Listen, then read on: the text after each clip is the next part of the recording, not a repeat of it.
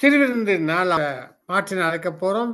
வார்த்தையின் வெளிச்சத்தின் சார்பிலும், சங்கம வானொலியின் சார்பிலும், மாற்றினை வருக வருக என்று அழைப்போமா? அவர் தொடர்ந்து ஜெபம் என்ற தலைப்பிலே அநேக காரியங்களை ஆழமான சத்தியத்தை கற்றுக்கொண்டிருக்கிறார். நாங்கள் அநேக காரியங்களை கற்றுக்கொண்டிருக்கிறோம். அதுக்காக தேவனுக்கு நன்றி சொல்லி அவர் அழைப்போம். பிரைஸ் லார்ட் பாஸ்டர் மார்ட்டின் அவர்களே. பிரைஸ் லார்டுங்கய்யா. ஸ்தோத்திரம், ஸ்தோத்திரம், ஸ்தோத்திரம். இன்றைய நாளிலே கூட ஒப்புக் கொடுக்கிறேன்.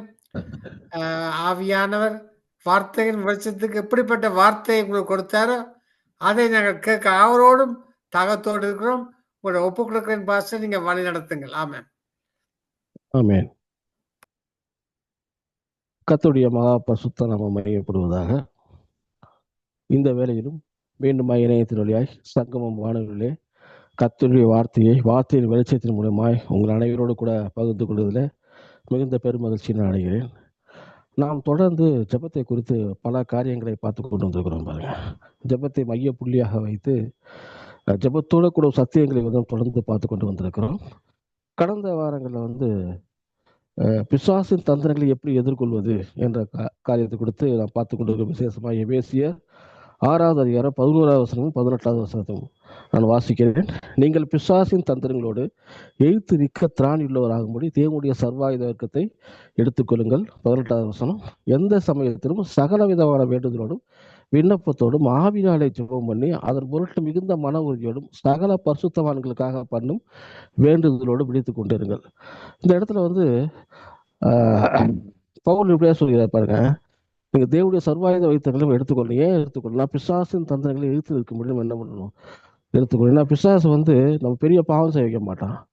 லைட்டை நம்ம டைரக்ஷன் மட்டும் திருப்பி விடுவோம், அவ்வளோதான். திருப்பி விட்டாலே முடிஞ்சு போச்சு.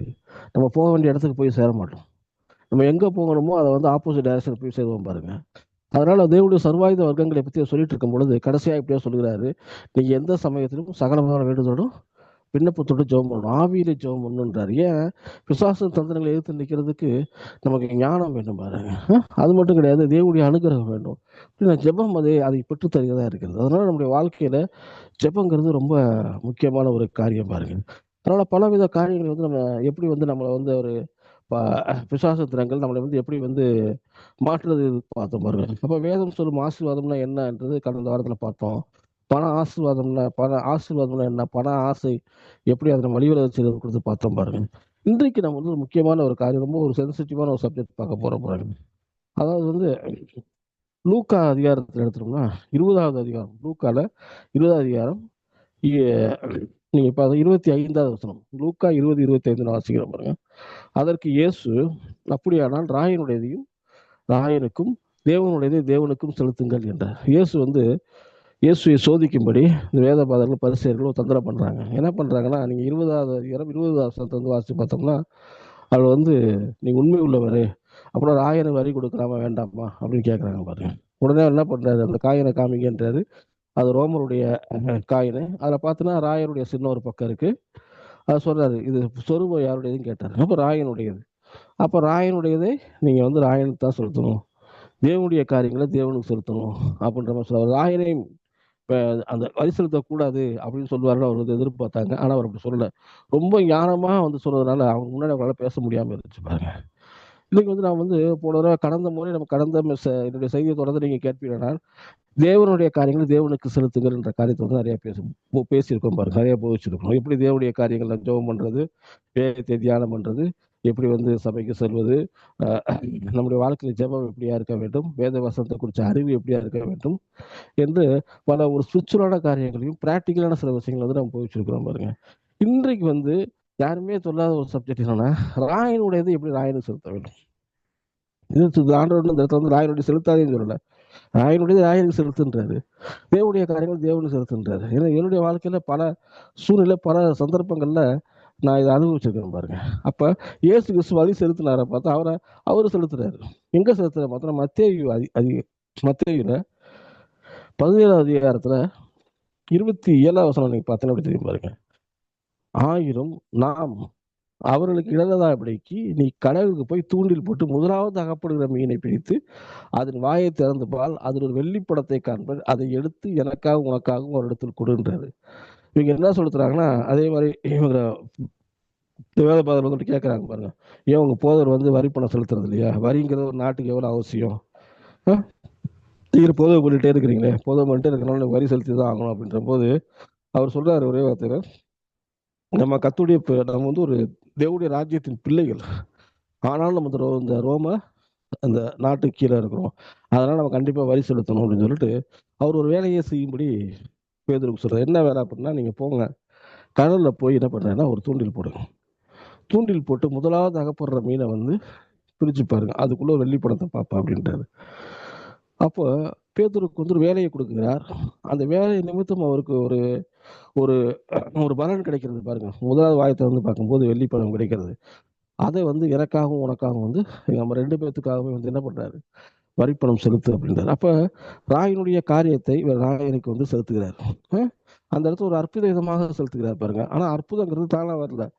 இவர் வந்து கைய மேல தூக்கி ஆசை வச்சு கையில உடனே காயம் கலந்து கட்டு அப்படின்னு சொல்லல பாருங்க. அந்த இடத்துல ஒரு வேலையை கொடுக்குறாரு. போ நீங்க போய் வந்து என்ன பண்றாரு? ஏரிக்கு போ, கடலுக்கு போ, அங்க ஒரு மீனை தூண்டில போடுன்றாரு. அங்க காத்துரு. உன்னுடைய வேலையை செய். இந்த இடத்துல வந்து உனக்கு வந்து மீன் கிடைக்கும். அது முதலாவது பாகப்படுற மீன் எப்படி அப்படின்ட்டாரு. ஸோ ஒரு வேலை நிமித்தம் வருகிற பலன், அந்த வேலை நிமித்தம் வரும் பலன், அதனால் கிடைக்கிற காரியத்தை எடுத்து உனக்கு எனக்கு வந்து வருகிறது சிலிண்டர். இன்னைக்கு வந்து நம்ம என்ன பண்றோம் அப்படின்னா, பல காரியங்கள் வந்து நம்ம ஏற்கனவே சொன்ன மாதிரி வேதத்தை தியானிக்கணும்னு சொல்லி பார்த்துருக்கோம் பாருங்க. அது மட்டும் கிடையாது, நாம் நம்முடைய குடும்பத்திலும் சமுதாயத்திலும் சாட்சிகளாக இருக்க வேண்டும். அது ரொம்ப ரொம்ப முக்கியமான ஒரு காரியமா இருக்கு. நான் வந்து பைபிள் தூக்கிட்டு சபைக்கு போகிறோம், வேதவசனத்தை தியானிக்கிறோம், வேதவசனத்தை படிக்கிறோம், அதெல்லாம் நல்லதுதான். ஆனா சமுதாயத்துல வந்து நம்ம வந்து சாட்சிகளா இல்லை அப்படின்னா, அஹ், நம்முடைய வாழ்க்கை வந்து ஒரு பெரிய சாட்சியுள்ள வாழ்க்கையா இருக்காது பாருங்க. இப்ப பார்த்தா ஒரு நல்லவருங்க வல்லவருங்க எப்ப பார்த்தாலும் பைபிள் சுத்திட்டே இருப்பாருங்க. ஆனா வந்து பாருங்க, இவரால வீட்டுக்கு பிரயோஜனம் கிடையாது, நாட்டுக்கு பிரயோஜனம் கிடையாது அப்படின்னு சொன்னாருன்னா அது ஒரு என்ன வாழ்க்கை?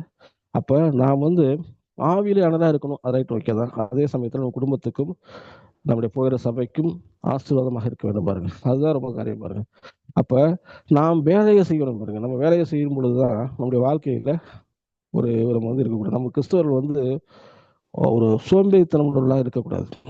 நாம் வந்து நம்ம குடும்பத்துக்காக, நம்மளை பராமரிக்கிறதுக்காகவும் அல்லது நம்ம குடும்பத்தை பராமரிக்கிறதுக்காக நம்முடைய வாழ்க்கையில வந்து வேலை செய்யறவங்களா இருக்க வேண்டும் பாருங்க. அதை கொடுத்து வந்து பவுல் வந்து தீமோத்தேயுக்கு இப்படியாக எழுதுறாரு. நீங்க அதை பார்த்துட்டீங்கன்னா அது தெரியும். ஒரு போதகர் அல்லது வந்து ஒரு கண்காணிப்பை விரும்புகிறவன், 1 தீமோத்தேயு 3வது அதிகாரத்துல 1வது அதிகாரத்துல 1வது வசனம், 1 தீமோத்தேயு 3:1 வந்து எப்படி சொல்லுகிறாருன்னா, ஒரு கண்காணிப்பை விரும்புகிறவன், அதாவது ஒரு ஊழல் அல்லது வந்து ஒரு சூப்பர்வைசர், அது ஒரு மேனேஜர் அல்லது ஒரு பாஸ்டர் அல்லது ஒரு குடும்ப தலைவர், ஏதோ நடத்துவாங்க, அவங்க எப்படியா இருக்கணும் அப்படின்னு சொல்லும் பொழுது சொல்றாரு, கண்காணிப்பை விரும்புகிறவன் நல்ல வேலையை விரும்புகிறான். இது உண்மையான வார்த்தை. ஆகையால் கண்காணியானவன் குற்றம் சாட்டப்படாதும், ஒரே மனைவியுடைய புருஷனும், ஜாக்கிரதை உள்ளவன், தெளிந்த புத்தி உள்ளவனும், யோகிதை உள்ளவனும், அந்நீரை உபசரிக்க பொதுவ சமுத்திரமா இருக்க வேண்டும். அவன் மதுபான பிரியனும், அடிக்கிறவனும், இழிவான ஆதாயத்தை இச்சிக்கிறவனா இல்லாமல் பொறுமை உள்ளவனும், சண்டை பண்ணாதவனும், பண ஆசை இல்லாதவனுமாயிருந்து தன் சொந்த குடும்பத்தை நன்றாய் நடத்துகிறவரும், தன் பிள்ளைகளை சகல நல்லொழுக்கமாய் கீழ்ப்படிவராய் இருக்க வேண்டும். ஒருவன் தன் சொந்த குடும்பத்தை நடத்த அறியாதிருந்தால் தேவனுடைய சபையை எப்படி விசாரிப்பான்? எப்படி பாருங்க, பவுல் வந்து நிறைய ஆவிக்குரிய காரியங்களை வந்து பேசியிருக்கார், நிறைய சத்தியங்களை நமக்கு வந்து போதிச்சிருக்கார். பவுல் மூலியமா நம்ம அநேக காரியங்களை வந்து நாம் தியானிக்கும் பொழுது நாம் வந்து தேவனிடத்துல ரொம்ப கிட்டி சேருவோம். அதே சமயத்துல அவர் பிராக்டிக்கலாகவும் பேசுறாரு. நீ எப்ப பார்த்தாலும் வந்து இதே இருக்காம உன் சொந்த குடும்பத்தை கொஞ்சம் போய் பாரு. உன் சொந்த குடும்பத்தை உன்னால வந்து நடத்த முடியல அப்படின்னா உன் சபையை எப்படி நீ நடத்தவும்? பாருங்க, நிறைய பேர் வந்து நிறைய ஊழியம் பண்றவங்க இருக்காங்க, நல்லா சபையை இருப்பாங்க, நல்ல வசனத்தை போதிப்பாங்க, சபையில் நல்லா கூட்டம் வரும். ஆனா சொந்த குடும்பத்துல வந்து பாருங்க அவங்களால வந்து இது பண்ண முடியாது. எடுத்துக்காட்டு பாலியல் அங்குச்சோவே எடுத்துக்கோங்க. நிறைய அலுவல் காரியங்கள், சபை காரியங்கள், இதெல்லாம் வந்து சபை முன்னேற்றணும், சபையில மக்கள் வரணும், அந்த காரியங்களுக்கே வந்து அவர் அதிகமாக பிரயாசப்பட்டு கொண்டிருக்கும் போது பாருங்க, அவர் மனைவியை வந்து சரியா கவனிக்கல பாருங்க. அது காலத்து டைவர்ஸ்ல போய் முடிகிற கண்டிஷன் ஆகி போச்சு. அதுக்கப்புறம் தான் கத்தர் பேசினார், உன் சொந்த குடும்பத்தை போய் பாருனார். உன் குடும்பத்துக்காக நேரம் செலவிடு, உன் மனைவிக்காக நேரம் செலவிடு. அப்புறம் அதுக்கப்புறம் தன் மனைவியோட ஒப்புரவாளர் பாருங்க. அப்பதான் அவருக்கு ஒரு விஷயம் காரியம் புரிஞ்சிருக்கிறது, நாம் நம்முடைய குடும்பத்துக்கு நேரம் தெரியும் சொல்லி பண்ணும் பாருங்க. என்னுடைய வாழ்க்கையில் நிறைய பேரை பார்த்துருக்கிறேன். இப்போ விசேஷமா என் கூட ஒர்க் பண்ணவங்களே 2 பேரை பார்த்துருக்கேன் பாருங்க. ஒருத்தர்லாம் வந்து பார்த்துட்டீங்கன்னா, இந்த ரேஷன்ல மலிவான பொருட்கள் போட ஆரம்பிச்சா கவர்மெண்ட் அனௌன்ஸ் பண்ணுது, அதோட வேலையை விட்டாரு. நல்லா வேலை பார்க்குற மனுஷன். நான் கூட ஒரு தேடி போய் கேட்டேன் மேடம் ஒரு தடவை. ஏன் வரல? ஏன் வேலைக்கு வரல? அப்படின்னா, இல்லைங்க எனக்கு வந்து இப்போ வேலை ரொம்ப கம்மியாக இருக்குது. நான் குறைவான சம்பளம் சம்பாதிச்சா போதும். நான் இங்குள்ள வேலையில் சின்ன சின்ன வேலையெல்லாம் பார்த்துட்டு அப்படியே பைபிள் படிச்சுக்கிட்டு தான் இருக்க போகிறேன் அப்படின்ட்டாரு. நான் சொன்னேன், இது வந்து உங்களோட வாழ்க்கையில் ஒரு முன்னேற்றம் இருந்தால் தான் ஜனங்கள் கொஞ்சம் பார்ப்பாங்க. கிறிஸ்தவர்கள் வந்து வெறும் பைபிளை தூக்கிட்டு போய் சபைக்கு போகிறதா மட்டும் இல்லாமல் நாம் வந்து இருக்கிற இடத்துலையும் குடும்பத்திலையும் சாட்சியாக வரணும். நம்ம வாழ்க்கையில் ஒரு முன்னேற்றமே இல்லாமல் வெறும் பைபிள் தூக்கி ஜெபம் பண்ணிட்டே இருந்தோம்னா அதனால ஒரு பிரயோஜனம் கிடையாது. அது வந்து செயல் இல்லாத விசுவாசம். ஆக்ஷன் இல்லை. ஃபெய்த் வந்து வித்தவுட் ஆக்ஷன் மாதிரி ஆகிப்போம். நீங்கள் வித்தவுட் ஆக்ஷன் நீங்கள் விட்டுட்டீங்க அப்படின்னா அந்த ஃபெய்த்துக்கு வந்து அந்த இடத்துல வந்து என்ன இருந்துச்சு, இன்வேலிட் ஆகிப்போம், வேலிடே இருக்காது. அது வந்து ஃபெய்த் வந்து நமக்கு வந்து என்ன பண்ணுது, உபயோகமாக இருக்காது அப்படின்னு சொல்லி நம்ம பாருங்க. அது மாதிரி நிறைய பேர்த்து நல்லா சொல்ல முடியும் பாருங்க. இதில் அதிகமாக பாதிக்கப்படுறது யாருன்னா, புதுசாக அப்போ தான் அந்த கஷ்டப்பட்ட சூழ்நிலை சபைக்கு வர்றவங்க, சபையில் வந்து ஆண்டோடைய வார்த்தையை கேட்பாங்க, இன்னும் அதிகமாக படிக்கணும், தெரிஞ்சுக்கணும் போயிட்டு அவங்க வாழ்க்கையில் வந்து பார்த்துட்டாங்க. ஒரு டைம் வரும்பொழுது நாம் வந்து சரியாக வேலைக்கு வந்து கான்சன்ட்ரேஷன் பண்ண மாட்டாங்க. இதில் வந்து ஃபுல்லாக இதில் கான்சன்ட்ரேஷன் பண்ணுறதுனால அவங்க வந்து பாருங்கள் அவங்க சரியாக செயல்பட முடியாது. எடுத்துக்காட்டால் எனக்கு ஒரு சகோதரியை தெரியும், நன்றாக தெரியும். அவங்க திருமண வயது இருக்கும் பாருங்க. அந்த சமயத்தில் என்னோட வயசு கூட தான். அந்த சமயத்தில் என்ன நிறைய பைபிள் காரியங்கள் தான். எங்கே சர்ச்சு மீட்டிங் போட்டாலும் போயிடுவாங்க. எந்த ஒரு இதனாலும் இருப்பாங்க. நல்லா பைபிள் தூக்கி எப்போ பார்த்தாலும் சொல்லிட்டே இருப்பாங்க. நான் ஒரு கொஞ்ச நாள் கழிச்சு அவங்களை கொடுத்து பார்த்தேன். அவங்க வீட்டில் அப்போ போவேன் பாருங்க. போய் கேட்டால் அவர் வந்து மென்டலி வந்து இதாகிட்டாங்க, இல்லாயிட்டாங்க. இப்போ வந்து என்ன பண்ணுறாங்கன்னா ஒவ்வொரு சபைக்காக அந்த சகோதரியை கூட்டு போய் உட்கார வச்சுட்டு இருக்காங்க. உட்கார வச்சுட்டு பார்த்துட்டீங்கன்னா ஒரு பிசாசு மாதிரி வந்து பிடிச்சிக்கிச்சு. ஏன்னா பிசாசு ஒளியின் தூதனுடைய வேஷத்தை வந்து தடுத்துக் கொள்வான்னு சொல்லி போட்டுருக்கு. ஒவ்வொரு சபைக்கா போய் எங்கெல்லாம் போய் பிசாசு விரட்டுறாங்க அங்கெல்லாமே இவங்க உட்கார வச்சுக்கிட்டு இருப்பாங்க. ஏன்னா இவங்க ஜெபம் ஃபுல் அண்ட் ஃபுல் அவங்க கான்சன்ட்ரேஷன் இதுலயே போயிடுச்சு. இதுலயே போறதுனால என்ன ஆகி போச்சுன்னா பிசாசு ஈஸியாக அவங்க டேக் ஓவர் பண்ணிட்டான்.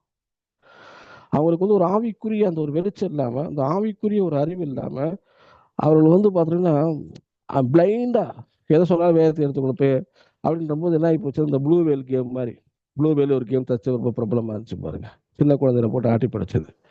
அந்த மாதிரி சில காரியங்கள் வந்து பிளைண்டா போகும் பொழுது அது என்ன ஆயிடும் அப்படின்னா இந்த மாதிரி சூழ்நிலைக்கு போச்சு. அவங்களை பார்க்கும்போது வருத்தமா இருந்துச்சு. ஏன்னா கல்யாண வயசு, ஆனால் கல்யாணம் பண்ண முடியல. அவங்க ஒரு மென்டல் இல்லை பாருங்க. முதல்ல நல்லா பேசிட்டே இருப்பாங்க. இப்போ நான் அவங்க வீட்டுக்கு போகும்போது எல்லாரும் பேசவே மாட்டாங்க. அவங்க எனக்கு ஒரு அக்கா முறை மாதிரி தான் பாருங்க, பேசவே மாட்டாங்க, அப்படியே உம்முன்னு இருப்பாங்க. நான் அப்பதான் கேட்டேன் என்னாச்சு அப்படின்ற போது இந்த மாதிரி ஆகி போயிடுச்சு அப்படிங்கிற. அவங்க அப்பா எனக்கு ரொம்ப க்ளோஸ் பாருங்க. எனக்கு ரொம்ப வருத்தமாக இருந்தது பாருங்க. இப்பொழுது நாம் ஆவிக்குரிய காரியங்களை வந்து சரியாய் தேவனை பார்க்க வேண்டும். சரியாய் தேவனை பார்க்கும் பொழுது மாத்திரம்தான் நம்முடைய வாழ்க்கையில வந்து ஒரு நல்ல ஒரு இதை காரியம். அது மட்டும் கிடையாது, நாம் எந்த அளவுக்கு தேவனோடு ஐக்கியப்பட்டிருக்கிறோமோ அந்த அளவுக்கு நம்முடைய சுய பொறுப்புகளை நாம் வந்து நிறைவேற்ற கடமையில் உள்ள இருக்கணும் பாருங்க. ஒன்றை விட்டுட்டு போயிடக்கூடாது. இன்னைக்கு வந்து பாருங்க விசுவாசிகள் வந்து சில பேர் நான் பார்த்துருக்கேன், நிறைய மீட்டிங்ல முன்னாடி அவங்க உட்காந்துருப்பாங்க. எந்த மீட்டிங்ல போனாலும் சில பேர் வருவாங்க, பேக்கை தூக்கிட்டு வந்து உட்காந்துட்டே இருப்பாங்க. ரிட்டையர்ட் ஆயிடுச்சு, வயசாயிடுச்சு, நீங்க அணைஞ்சிங்கன்னா அது வேற. ஆனா அந்த கொஞ்சம் வயசு அளவு பூரா உட்காந்து அங்கிட்டே இருப்பாங்க பாருங்க. நான் போகிற ஒரு சபையில வந்து ஒரு இடத்த சொல்லுவாங்க, இந்த மாதிரி ஆட்களை வந்து துரத்தி வருது, சபையில இருந்து துரத்தி வருறதே வேலையா இருக்கு அப்படின்றாங்க அங்க உள்ள செக்யூரிட்டில. இதுக்கடுத்து அவரே மைக்லேயே சொல்றாரு, தயவு செய்து இங்க வராதீங்க, இது வந்து இது கிடையாது. உங்களுக்கு எப்போ நேரம் ஃப்ரீயா இருக்கும் உங்க வேலையை செஞ்சுட்டு வேலையை பார்த்துட்டு குடும்பத்தை கவனித்துட்டு நீங்க வந்து ஃப்ரீயா இருக்கும்போது இங்க வாங்க. நாங்க 7 நாள் மீட்டிங் வச்சிருக்கோம், 7 நாளுமே நீங்க வந்துட்டே இருந்தீங்கன்னா இப்போ நீங்க எப்பதான் வேலைக்கு போறீங்க? நாங்க வந்து ஒரு சோம்பேறித்தனமான கூட்டத்தை உருவாக்குறதுக்கு இந்த இடத்துல நாங்க சபை வச்சு நடத்துறோம்னு சொல்லி போதகரை கடிந்து விடுவார். அந்த அளவுக்கு ஜனங்கள் வந்து ஒரு ஒரு நான் ஏற்கனவே சொல்லியிருக்கேன், ஹவ் டு பிரேக் ஒரு கம்ஃபர்ட் ஜோன்ற மாதிரி இந்த கம்ஃபர்ட்டுக்குள்ள வந்துடுறாங்க. சரி இவங்க வர்றாங்களே, ஒரு அவங்களோட ஆவிக்குரிய வாழ்க்கை முன்னேற்றம் இருக்கிறதா, அதனால அவங்க ஒரு பெனிஃபிட்ஸ் ஒரு பலன் நடந்திருக்கிறார்களா அப்படின்னு சொன்னோம்னா அவங்க ஆரம்பத்தில் எப்படி வந்தாங்களோ அதே மாதிரி தான் இப்போ இருப்பாங்க. ஸோ அவங்க வந்து முதல்ல என்ன பண்றாங்கன்னா இதனால தேவையில்லாத பேர்டர் வந்து அவருடைய மனைவிகளுக்கு சேருது பாருங்க. அவங்க இவங்களுக்காக சேர்ந்து வேலை பார்க்கலாம். அவங்க வீட்டிலே வேலை பார்த்து இங்கேயே வேலை பார்க்க வேண்டிய பாருங்க. இவர் வந்து பைபிள் தூக்கிட்டே வந்து இருப்பாரு பாருங்க. இதனால உடைய வாழ்க்கை வந்து எந்த ஒரு மாற்றம் இல்லாமல் இருக்கும். அது ரொம்ப ரொம்ப முக்கியமா இருக்கு. நான் வந்து வேதத்தை குறித்து அதிகமான ஆவிக்குரிய காரியங்களை போதித்துக் கொண்டிருக்கிறோம். அநேகமான காரியங்களை வந்து நாம் தெரிந்து கொண்டிருக்கின்ற பொழுது இந்த காரியத்தையும் நம்ம கண்டிக்க வேண்டியது, சபை திருத்த வேண்டியது ஒரு சபை ஒரு போதனுடைய கடமையா இருக்குது பாருங்க. இதை சரி செய்யும் பொழுது நம்முடைய வாழ்க்கையில மாற்றம் உண்டாகும் பாருங்க. நீங்க பாருங்களேன், ஒரு நம்ம வந்து குடும்ப தலைவருக்கு பார்த்தோம், திருடனுக்கே என்ன சொல்றாரு பாருங்க. எபேசியர்ல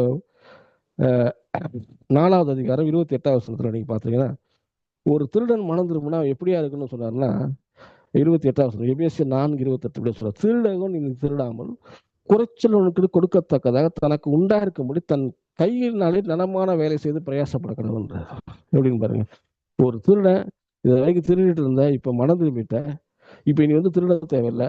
அதே சமயத்துல வந்து நான் வந்து குறைச்சல் அளவு கொடுக்குற அளவுக்கு நலமான வேலை செய்யணும் அப்படின்னா, முதல் நம்ம நலமான வேலை செஞ்சு நம்முடைய தேவைகள் சந்திக்கப்படணும்.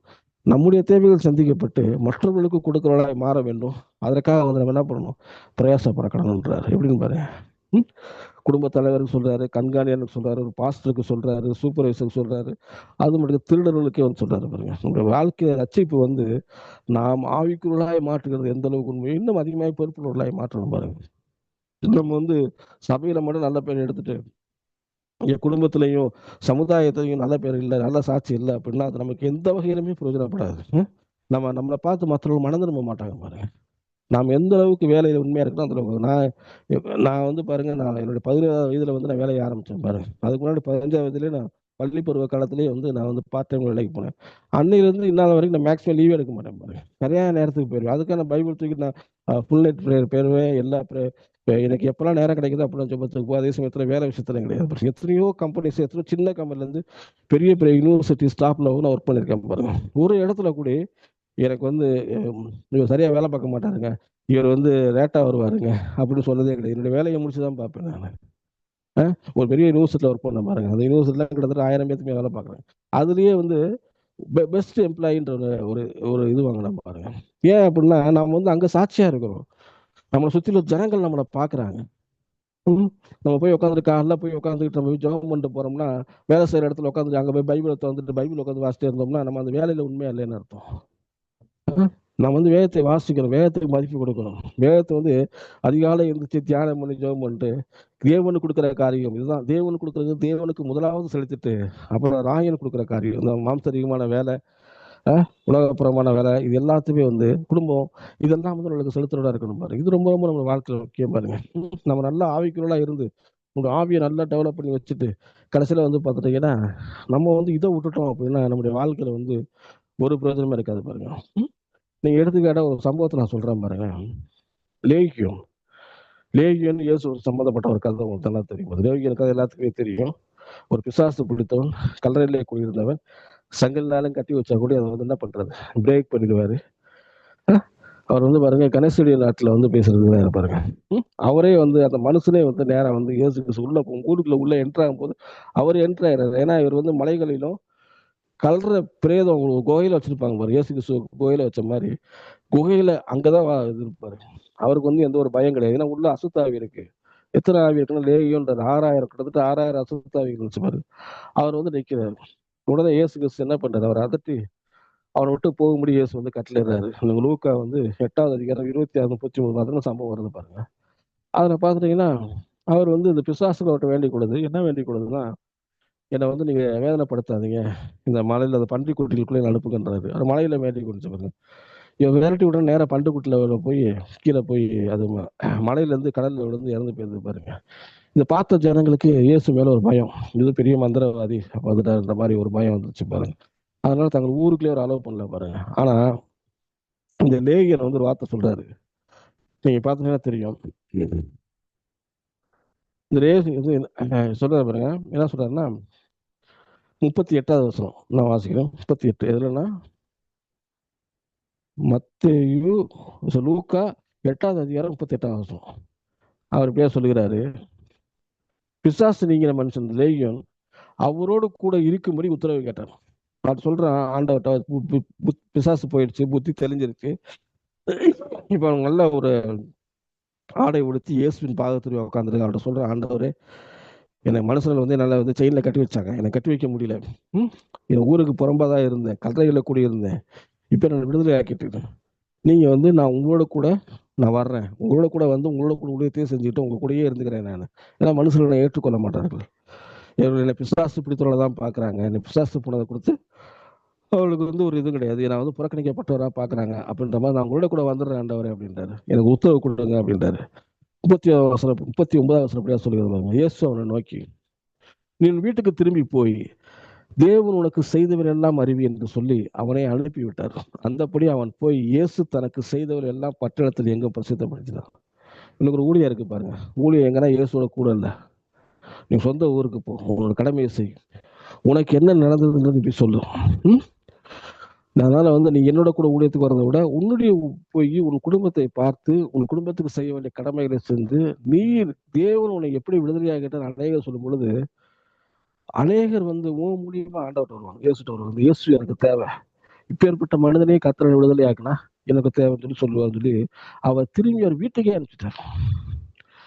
அவர் நினைச்ச இன்னைக்கு வந்து அவர் நினைச்சிருந்தா நீ என் கூட இருப்பா, என் ஊழியத்துல இருப்பா அப்படின்னு சொல்லி கூட்டு போயிருக்கலாம். ஆனா அப்படிலாம் செய்யல, வீட்டுக்கு போன்றாரு. ஏன்னா அவருக்கு தெரியும் யாரை வந்து கூட்டு போகணும், யாரை வந்து செய்யணும்ட்டு. அதனால நம்முடைய ஆண்டோடைய பிள்ளைகள் நாம் வந்து முதலாவது நாம் சொந்த வீட்டில சாட்சியலா இருக்க வேண்டும். சரியான வேலைக்கு போகும், அந்த வேலையில உண்மை உத்தமமா இருக்கணும் பாருங்க. அதுக்கப்புறம் தான் வந்து நம்ம என்ன பண்ணணும்னா தேவனுடைய காரியங்கள் சபைக்கு போகிறது, அங்க உண்மையா இருக்கிறது. நம்ம இங்கேயே உண்மை இல்லை அப்படின்னா அது இருக்கக்கூடாது. வெறும் உழைப்பு உழைப்பு உழைப்புன்னு உழைப்பை நம்பியே போயிடக்கூடாது பாருங்க. தேவனுடைய ஆசீர்வாதம் நம்முடைய வாழ்க்கையில வேணும். அப்ப தேவனுக்கு முதலிடம் கொடுக்கணும். தேவனுக்கு முதலிடம் கொடுக்கிறது மட்டும் கிடையாது, தேவ நம்ம வந்து உலக பிரமாணம் செய்ய வேண்டிய கடமைகள், நம் குடும்பத்துக்கு செய்ய வேண்டிய கடமைகள், நம்ம நம்பியவர்களுக்கு செய்ய வேண்டிய கடமைகள் செய்யணும் பாருங்க. அதன் மூலியமா தான் நம்ம ஆசீர்வதிக்கப்படுகிறோம். அந்த ஆசீர்வாதத்து மூலியமா தேவனுடைய ராஜ்யங்கள் வந்து கட்டப்படும் பாருங்க. யாருக்குமே சும்மா வந்து பணம் யாரும் கொடுத்துட மாட்டாங்க. எங்கேயுமே நீ சும்மா வீட்டில் உட்காந்துட்டா பணம் தானே வந்து வர்றது பாருங்க. நான் வந்து வேலைக்கு செல்ல வேண்டும், அது ரொம்ப ரொம்ப முக்கியம் பாருங்க. நம்முடைய காரியங்கள் நான் தேவன் வந்து உற்று கவனிச்சிருக்காரு பாருங்க. நம்முடைய நம் குடும்பத்துக்கு நாம் தேவை அப்படிங்கிறது கர்த்தருக்கு நன்றாக தெரியும். யாரும் முழு ஊழியத்துக்கு அழைக்கப்பட்டார்களோ அவர் வந்து வரலாம்.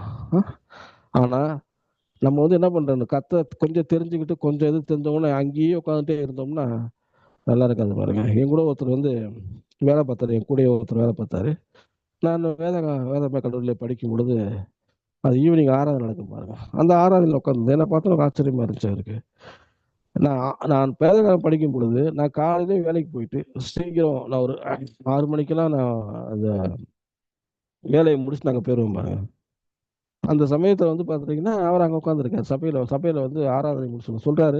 எனக்கு அவர் வேலையை விட்டு நின்றுட்டார். நான் தெரிஞ்சு நான் கேட்டேன், ஏன் பிரதர் வேலையை விட்டு நின்றுட்டீங்களே, நீங்கள் மறுபடியும் வந்து பேசக்கூடாதா, நீங்கள் வாங்க நான் வேணா ரெஃபர் பண்ணுறேன் மறுபடியும் உங்களை அப்படின்னு சொல்லேன். நான் இல்லை, நான் வந்து மறுபடியும் எங்கேயும் வேலைக்கு போகிற மாதிரிலாம் கிடையாது, நான் இப்படியே இங்கே இருந்துட்டு நான் வந்து இருக்க போகிறேன் நான் அப்படின்ற.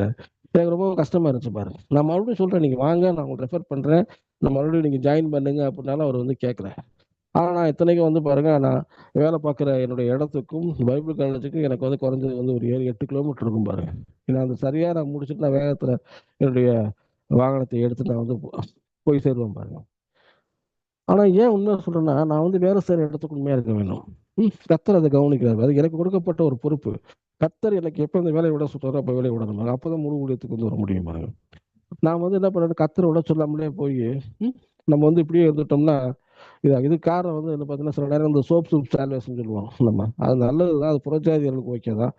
சில நேரங்கள் சபையில் முடிஞ்ச உடனே ஆகாரம் கொடுப்பாங்க. பர்பஸ் என்ன, ரொம்ப நேரம் சபையில் உட்காந்துருக்குறாங்க, அவள் வந்து பசியாக வீட்டுக்கு போகக்கூடாது, சபை ஒரு அவுட்டரில் இருக்கு, ஒரு ஆகாரம் போட்டு அனுப்பிச்சு வைப்போம் அப்படின்னா அது வந்து சில ஆட்கள், இந்த மாதிரி ஆட்கள் வந்து அதை தவறாக அதை இது பண்ணுறாங்க. அதனால வந்து என்ன ஆகி போயிருது அப்படின்னா, ஒரு ஆவிக்குரிய சோம்பேறிகள், ஆவிக்குரிய சோம்பேறினா இவர் வந்து பேசிக்காவே இதாகிடுறா பாருங்க. இது வந்து இதனால வந்து தேவனுக்கு வந்து எந்த ஒரு மகிமையுமே கிடையாது பாருங்க. நம்மளுடைய வாழ்க்கை சாட்சி இல்லாத வாழ்க்கையாக ஆகிடும்.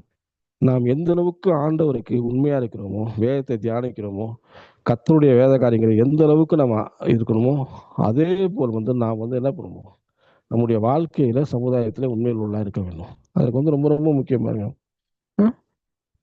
அதுதான் நம்முடைய வாழ்க்கையில வந்து ஒரு இதா இருக்கும். இப்போ வந்து வேலை செய்யறதை குறித்து அவர் இப்படியா சொல்லுறாரு சபையில வந்து. இப்ப கன்னியாகுமரி சொல்லிட்டாரு, திருடனை பத்தி சொல்லிட்டாரு, எப்படி லேகியன் வந்து கர்த்தர் எப்படி வந்து அவர் வீட்டுக்கு அனுப்பிச்சு அதையும் பார்த்துட்டார். வீட்டுக்கு சாட்சி சொல்லணும். அவருக்கு வேலை வந்து ஊழியம் வந்து இயேசு கூட இல்லை, ஈஸியை விட்டு வேலை இல்லை சொல்லிட்டு அவர் சொல்றாரு. வேலையை கொடுத்து வந்து 2 தெசலோனிக்கேயர்ல பார்த்தீங்கன்னா 3வது அதிகாரத்துல பார்த்தீங்கன்னா இருக்கும். 2 தெசலோனிக்கேயர் 3வது அதிகாரம் 6ல இருந்து 12வது வசனம் பார்த்தீங்கன்னா இப்படியே சொல்லுறது. அதாவது 6ல இருந்து 12ல வந்து 10வது வசனத்துல வாசிக்கும். ஒருவன் வேலை செய்ய மனதில்லாத அவன் சாப்பிடும் கூடாது என்று நான் உங்களுக்கு இருந்தபோது உங்களுக்கு கட்டளையிட்டோமே. உங்களில் சிலர் யாதொரு வேலையும் செய்யாமல் வீண் அலுவலக்காராய் ஒழுங்கற்று திரிகிறார் என்று கேள்விப்படுகிறோம். இப்படிப்பட்டவர்கள் அமைதியோடு வேலை செய்து தங்கள் சொந்த சாப்பாட்டை சாப்பிட வேண்டும் என்று நம்முடைய கர்த்தராகிய இயேசு கிறிஸ்துவினாலே அவர்களுக்கு நாங்கள் புத்தி சொல்கிறோம். ஏன்னா ஊழியக்காரர்கள் மிகப்பெரிய கடமை. இவரே சொல்றாரு 6வது அதிகாரத்துல பார்த்தா, மேலும் சகோதரர் எங்களை ஏற்றுக்கொண்ட முறையின்படி நடக்காமல் ஒழுங்கற்று நடக்கிற எந்த சகோதரனையும் எப்படி ஒரு கண்டிக்கிறார் பாருங்க. ஒழுங்கற்று நடக்கின்ற ஒரு நீங்க ஏற்றுக்கொண்டீங்க, ஆனா ஒழுங்கற்று நடந்தீங்க.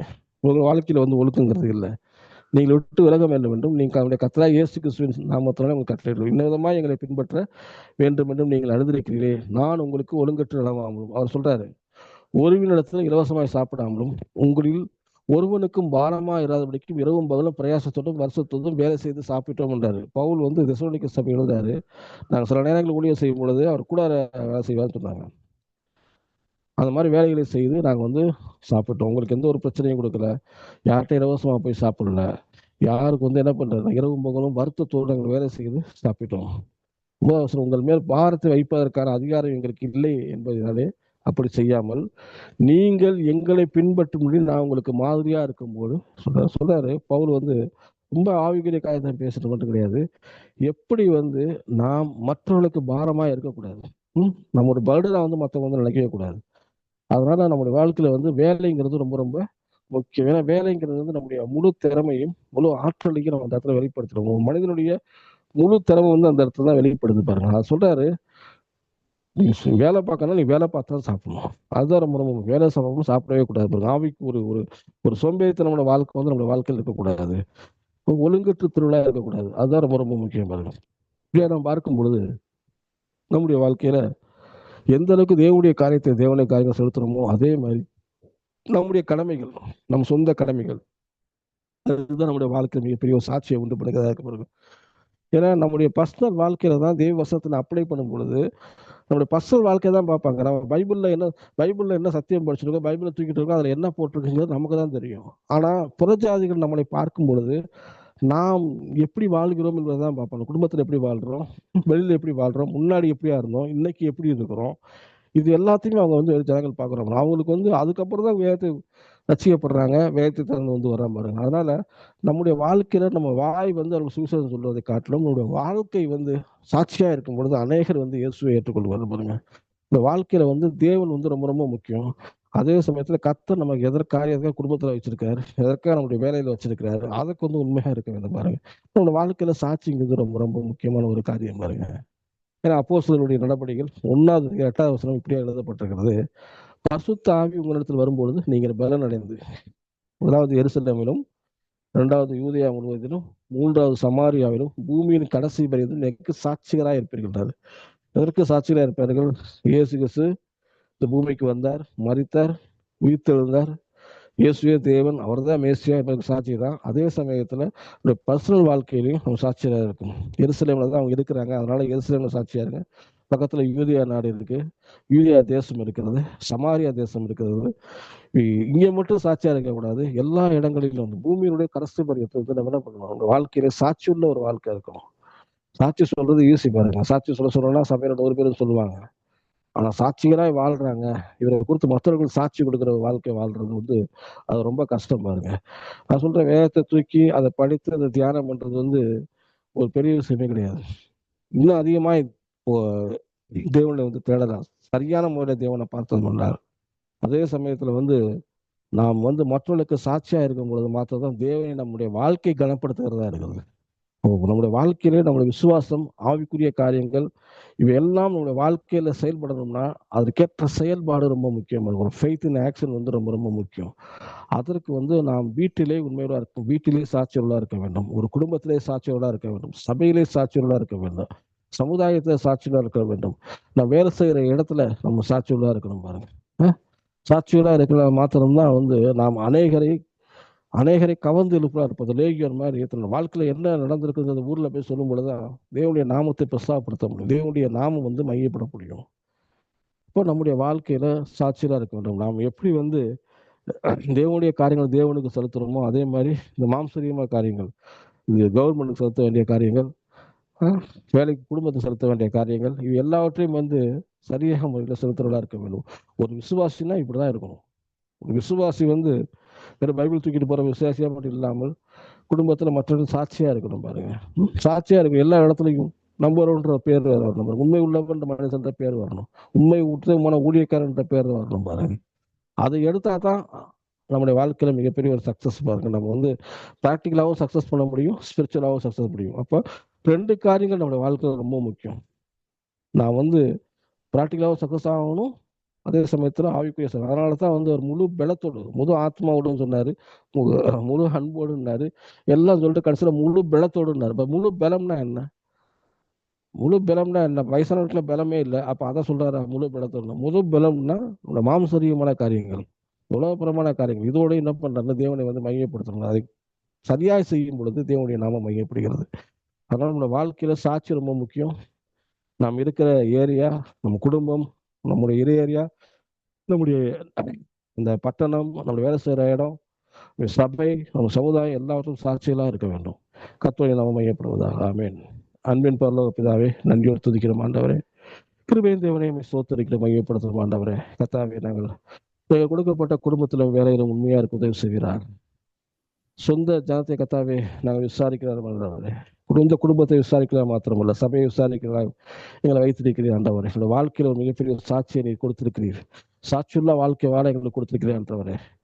எரிசலேமும் யூதியாவிலும் ஆண்டவரே, சமாரியாவிலும் ஒரு வாழ்க்கை சாட்சியாக இருக்கிறபடி நன்றி செலுத்த மாட்டேன். அதற்குரிய காரியங்கள் நாங்கள் வந்து ஒரு ஆவிக்குரிய காரியங்கள் மாத்திரம் இந்த வேலை விஷயத்திலும் மற்ற எல்லா காரியங்களும் எங்களுடைய குடும்ப பொருள் உண்மையா இருக்க உதவி செய்கிறோம். கரத்துல போகிறோம். இயேசு நாமத்தில் ஜெபிக்கிறோம். ஜீவன நல்ல பிதாவே. ஆமென். ஆமென். ஆமென்.